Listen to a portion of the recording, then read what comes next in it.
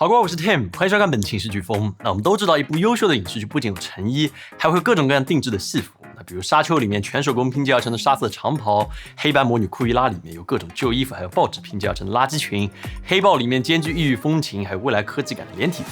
这些戏服除了原创，还有的来自于小说、漫画、游戏等各种来源。在将它们影视化的过程中，你既要保留服装原本的特点，又要进行适当的创新还有调整，所以没这么简单。那2个月前，我们接到了一个非常近似、让人兴奋的委托，手游《崩坏3》找到我们，希望我们在游戏6周年之际，把游戏里面全新角色李素商的服装，在现实世界里面给还原出来。所以当我看到角色身上丰富的国风武侠元素时，我瞬间就被吸引住了，这非常适合我们这个早就想做的选题，于是我们就一拍即合，决定延续角色的国风韵味，用中国传统工艺来还原这套服饰。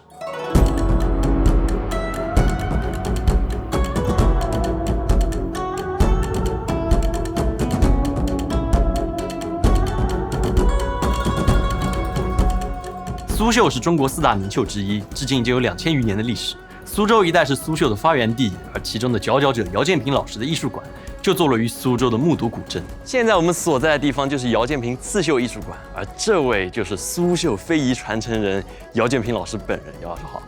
姚建平老师本人也是一位传奇人物，作为苏绣非遗传承人的他，作品10余次获国际大奖，被中南海、白金汉宫等国内外多家重要机构还有个人收藏。那他也曾经受邀为伊丽莎白女王创作肖像，安德鲁王子还评价说，这个作品的细腻程度甚至超过了他自己对于母亲的了解。这就是我们创作的一幅作品，蝴蝶作为我们的主要的一个元素，就是我们更多的讲究光影效果。你这里你要感觉到渐变，这个蝴蝶就开始露影露馅了。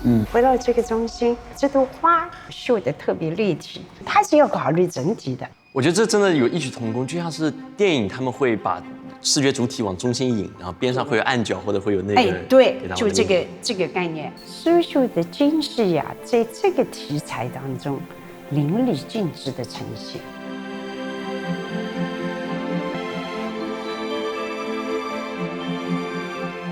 那在姚老师的带领下，看过作品之后，我们整个团队都受到了巨大的震撼。苏绣作品非常精细，用线讲究，每一缕光影的流动都能让图案焕发出不同的光彩。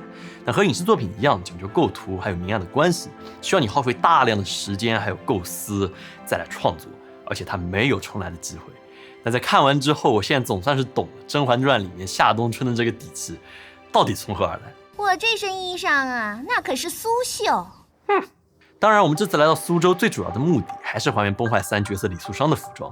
那游戏里面李素商的衣服以蓝白配色为主基调，融合了大量的神州还有天命风格的元素，既有古风侠气，又有现代设计感。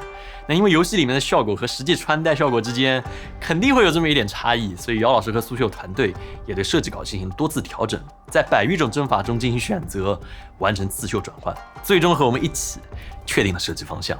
为了尽可能的贴近游戏角色的服装的特征，我们呢在服装整体布料上选择了蓝白主色的重纺针丝，同时呢在不同的部位分别用了苏绣、滚针绣、乱针绣、套针绣，综合使用这些针法，营造服装的灵动感。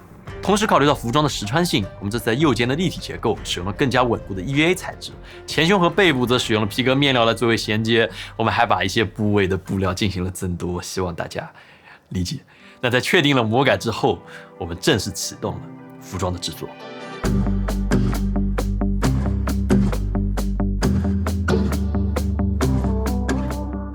从设计图到一件苏绣成衣，当然还是有相当多的步骤的。首先你需要刺样，这就是说用一支带针的小电笔把图案的轮廓刺在玻璃纸上，那你刺完以后再运用温变粉刷至面料上来完成画稿。然后绣娘会把底料平整的紧紧绷在绣绷上，来确保画面刺绣过程中还有完成后不再走形。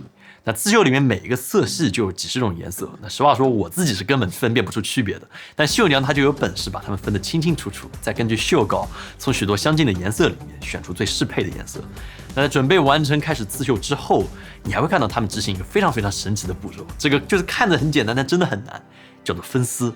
绣娘会用2手捏住细线的2头，用手指勾住线的中间，根据不同的需求把它挑开，细分成无数根更细的丝。这样看或许还是不够直观，但是当我把细分成128分之一之后的细丝放在一张背光板上，再用微距镜头来拍摄的时候，你或许就会惊叹于什么是纤维的艺术。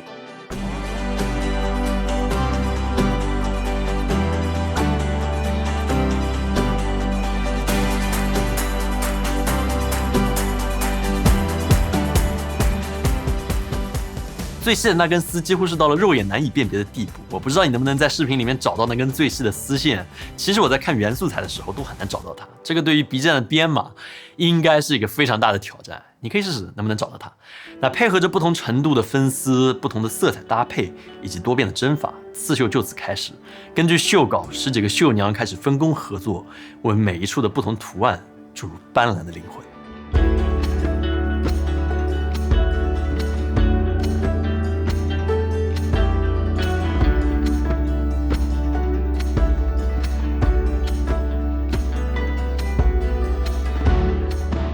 在绣娘们刺绣的过程中，我自己其实也忍不住体验了一把流程。就我感觉我的心态应该和现在看视频的你挺接近的，就看他们操作，觉得刺绣真的挺简单的，很快。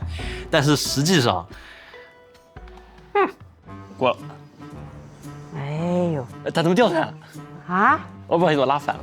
哎，我怎么把别的线扯上了？对不起。哦，这吧？不对。啊，不对吗？不对，对不起，老师。要把这个外形轮廓的优美细节刻画出来，你不能一会儿插到这里，一会儿插到这里。我怎么现在打地鼠？这样。哎，对。对了啊，可以啊。你这个手上刚才抹了抹汗，又不行了，把这根线弄得油了。哎，对，所以要去洗手了。洗完手再来。我去洗手。我去洗。真的是你体验过才会明白，苏绣真的是一门极其精细的手艺活。反正我是真的做不了。在开场介绍影视服装的时候，我们有说到，定制既要保留服装的特点，又要适当创新。所以我们和崩坏3在达成一致之后，这次决定在服装上再增加这么一点点的刺绣。那结合角色使用太虚剑气的特点，姚老师团队在裙摆后面设计了一整个大面积的刺绣，以李素桑曾经使用过的轩辕剑若水来作为特点，设计了独一无二的凌霜梅花，背后是浮于云雾的太虚幻境，一只鲜活的寒梅正在倔强的生长。然后绣娘们便用她们的双手一针一线不断的穿梭变换游走，一朵朵由她们双手栽育出来的花朵，在无数个日夜里面慢慢的盛开。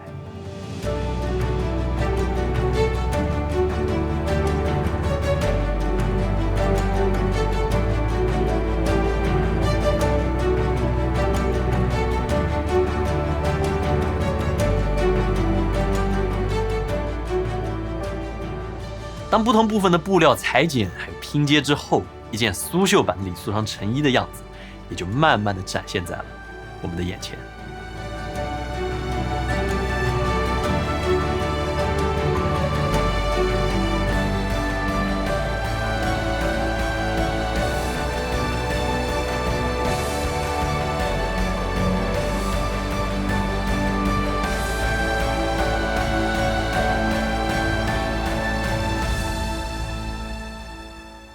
不知道你觉得怎么样？在短短1个月的时间内完成一件手工定制的服装，我觉得还是非常不容易的。服装的部分细节没有能完全还原，但是对于我们和苏绣团队来说，也是一次非常大的挑战了。当然，单纯的展示这肯定不够带劲。联想到李素桑在游戏里面女武神的特质，于是我们特别邀请到了武术 UP 主韩亮老师。韩亮老师非常厉害，出身于武术世家，还精通于多类中华兵器，多次在全国乃至世界武术比赛里面获奖。由于特殊原因，这次韩亮老师很遗憾没法来到杭州和我们一同拍摄，并且由于武打需要用到很多大幅度的动作，角色的部分服装配件也没法完全穿戴，但他们却非常愿意配合我们用武打的方式来展现服装动态的美感。于是我们寄出了服装还有定制的道具，在等待数日之后，我们就收到了他们的作品。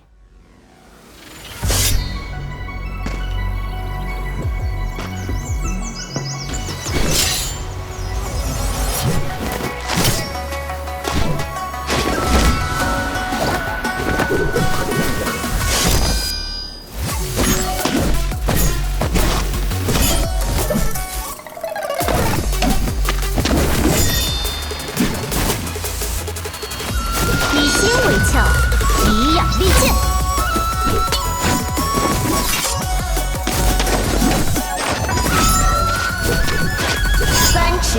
锤，堪克劫云。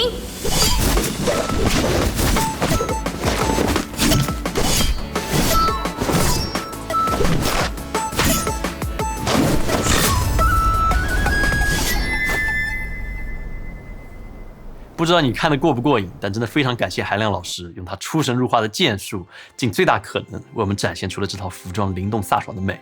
其实苏绣的魅力在服装上只能展现出很小的一部分。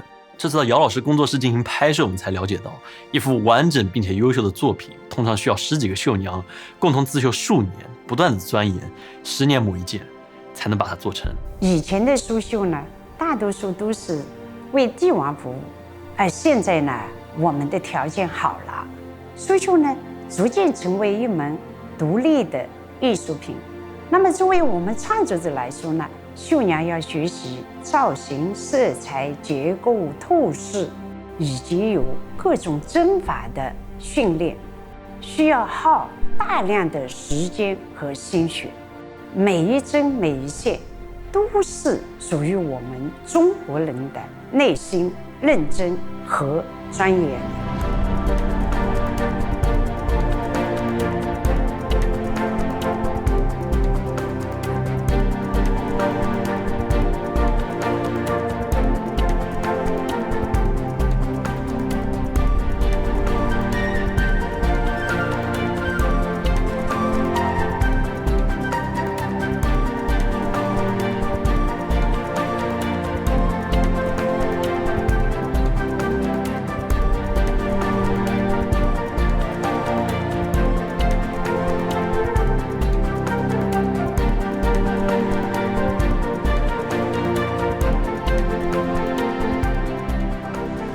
我们所能拍摄出的苏绣之美，真的只是冰山一角，因为每幅作品里面都蕴含了太多的底蕴，还有沉思。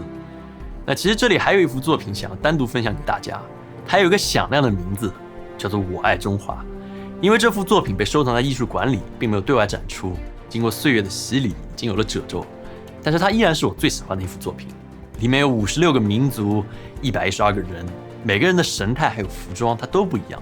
他曾经搭载第20颗返回式卫星升空。姚建平老师说，他在创作的时候也希望这幅作品能承载每一个中国人民的飞天梦想。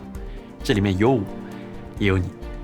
影像的传达真的非常有限，毕竟它飞不出你的屏幕。